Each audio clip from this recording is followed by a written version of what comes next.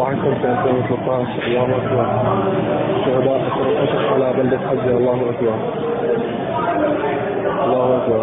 معكم في 2016 أحد الشهداء في القصف بالميج على مدينة حجة. الله أكبر.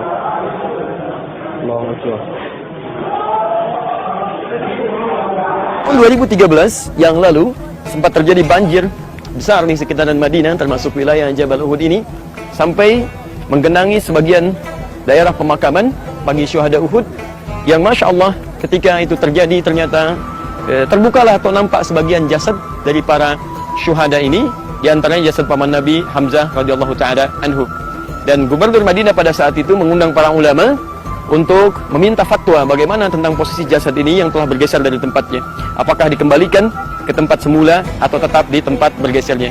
Dan Masya Allah, ketika para ulama menyimpulkan untuk dipindahkan kembali ke tempat asalnya dan akan diangkat dipindahkan, selain jasadnya masih utuh selama belasan abad yang lalu, dan juga terjadi peristiwa yang sangat luar biasa. Jasad sahabat Hamzah radhiyallahu taala anhu ketika akan dipindahkan, ternyata dari dada yang terbelah itu masih keluar darah segar yang ditampilkan oleh Allah. Bismillahirrahmanirrahim. Assalamualaikum warahmatullahi wabarakatuh. Sahabat muslim, kami bersama kawan-kawan, ya teman-teman kita semua sekarang sedang berada di satu tempat yang sangat bersejarah. Tempat di antara pertemuan antara pasukan orang-orang beriman dengan pasukan-pasukan kafir atau yang tidak beriman, yaitu di daerah Uhud atau dikenal dengan Jabal Uhud. Seperti kita ketahui bahwa Nabi SAW dengan 1000 pasukan yang beliau siapkan, yang kemudian 300 orang dengan provokator Abdullah bin Ubay bin Salul yang memprovokasi mereka untuk meninggalkan pasukan Nabi sehingga menjadi desersi pada saat itu, dan tersisa tinggal 700 pasukan saja. Maka Nabi SAW dalam peperangan melawan 10.000 pasukan kafir ini membagi sebagian pasukan untuk berada di Jabal Rumat. Tempat inilah yang diposisikan oleh Nabi SAW secara strategis untuk menempatkan pasukan pemanah yang bisa mengontrol ya peperangan dengan pasukan kafir. Yang bisa kita lihat itulah Gunung Uhud yang terhampar dengan cukup luas, dan pertarungan berlangsung di daerah datar ya di sekitaran Jabal Uhud ini yang bisa kita lihat, yang sekarang sudah ditempati oleh banyak orang dengan banyak pedagang. Maka dari pasukan kafir sudah dipelajari bagaimana karakteristik pasukan orang-orang muslim saat berperang, dan disimpulkan bahwa mereka tidak hanya semangat berperang karena imannya, tapi juga senang menikmati kemenangannya dengan cara mengejar ghanimah atau harta rampasan perang secepat-cepatnya. Tatkala Khalid bin Walid menyadari tentang keadaan itu, beliau kemudian membagi pasukan kafir kepada dua bagian utama. Pasukan kecil yang mengatasi pasukan-pasukan Nabi SAW untuk memancing mereka turun, maka turunlah mereka mengejar ghanimah atau harta rampasan perang.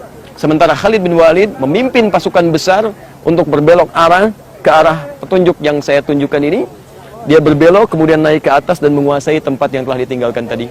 Maka dihujanilah pasukan muslim dengan panah-panah yang luar biasa, sampai Rasulullah SAW juga terjatuh dalam peperangannya. Kemudian sebagian dari gigi beliau retak, dan bahkan diisukan beliau meninggal dunia pada saat itu.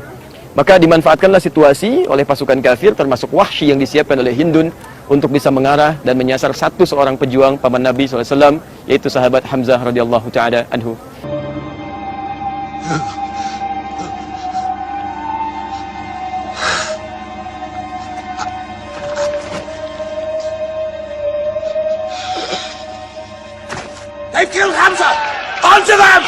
Maka wafatlah beliau.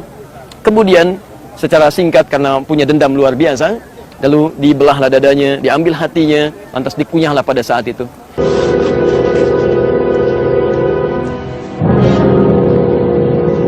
Di tahun 2013 yang lalu sempat terjadi banjir besar di sekitaran Madinah, termasuk wilayah Jabal Uhud ini, sampai menggenangi sebagian daerah pemakaman bagi syuhada Uhud, yang Masya Allah ketika itu terjadi ternyata terbukalah atau nampak sebagian jasad dari para syuhada ini, di antaranya jasad paman Nabi Hamzah radhiyallahu taala anhu. Dan Gubernur Madinah pada saat itu mengundang para ulama untuk meminta fatwa bagaimana tentang posisi jasad ini yang telah bergeser dari tempatnya. Apakah dikembalikan ke tempat semula atau tetap di tempat bergesernya. Dan Masya Allah, ketika para ulama menyimpulkan untuk dipindahkan kembali ke tempat asalnya dan akan diangkat dipindahkan, selain jasadnya masih utuh selama belasan abad yang lalu, dan juga terjadi peristiwa yang sangat luar biasa. Jasad sahabat Hamzah radhiyallahu taala anhu ketika akan dipindahkan, ternyata dari dada yang terbelah itu masih keluar darah segar yang ditampilkan oleh Allah Subhanahu wa taala sebagai ibrah untuk kita semua. Quran surah ketiga Ali Imran ayat 169. Wala tahsabanna alladziina qutilu fi sabilillahi amwat bal ahya'un 'inda rabbihim yurzaqun. Jangan Anda kira bahwa setiap yang wafat di jalan Allah wafat begitu saja, tapi Allah akan hidupkan kembali mereka di alam kuburnya dengan suasana yang lebih indah, dengan limpahan nikmat yang lebih berkah. Inilah Uhud dengan segala gambaran peristiwanya. Di tempat ini pula dalam perjalanannya Al-Maidah 51 diturunkan sebagai pengingat kepada kita bagaimana bahayanya orang-orang munafik dan juga bagaimana iman kita bisa ditingkatkan kepada Allah Subhanahu wa taala. Semoga kita termasuk bagian di dalamnya dan diwafatkan dalam keadaan syuhada insyaallah. Assalamualaikum warahmatullahi wabarakatuh.